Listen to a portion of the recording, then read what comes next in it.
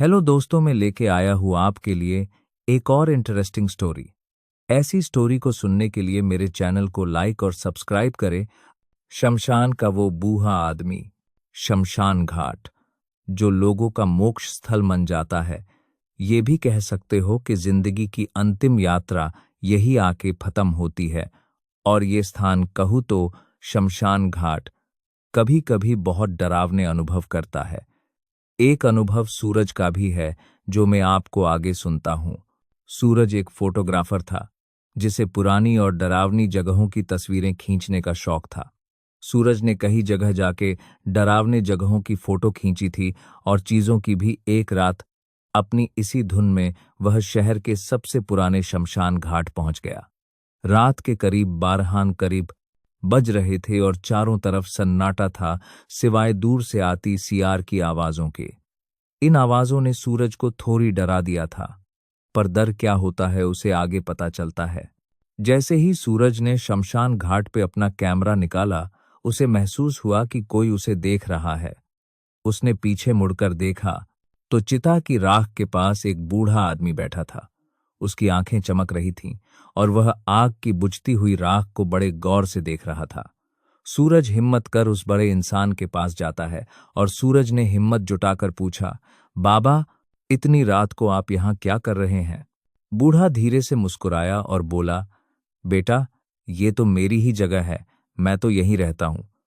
लेकिन तुम यहां क्या ढूंढ रहे हो? यहां तो सिर्फ राख और यादें बचती हैं, और लोग तो दिन में आते हैं यहां।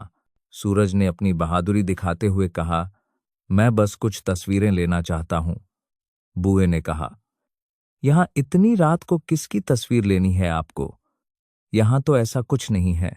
फिर बूढ़े ने एक जलती हुई चिता की ओर इशारा करते हुए कहा, उस चिता की तस्वीर लो। उसमें तुम्हें वो दिखेगा जो कोई और नहीं देख सकता। जैसे ही सूरज ने कैमरे का लेंस उस चिता की ओर घुमाया और क्लिक किया, उसके होश उड़ गए। कैमरे की स्क्रीन पर चिता की आग के बीच एक चेहरा दिखाई दे रहा था। वह चेहरा हूबहू उस बूढ़े आदमी जैसा था। सूरज के हाथ कांपने लगे।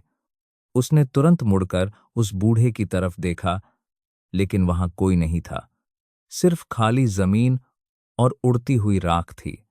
सूरज डर के मारे वहां से भागने लगा, लेकिन उसे अपने पीछे किसी के चलने की आहट सुनाई दे रही थी और अजीब सी हंसी जो सीने को चिर कर रख दे। जब सूरज भागते हुए शमशान के मुख्य गेट पर पहुंचा तो उसे चौकीदार मिला। सूरज ने हांफते हुए चौकीदार को सब बताया। चौकीदार ने ठंडी आह भरते हुए कहा, साहब, आप बहुत किस्मत वाले हो जो उसके हाथों से बच गए।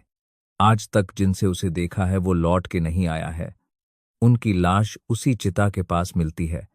आज से ठीक 10 साल पहले इसी दिन उस बूढ़े आदमी का अंतिम संस्कार हुआ था। वह आज भी अपनी अधूरी चिता को जलता देखने आता है। जब सूरज ने चौकीदार को अपने कैमरा की स्क्रीन पे उसकी फोटो दिखानी चाहिए तो वो फोटो गायब थी। वहां सिर्फ एक काली परछाई थी।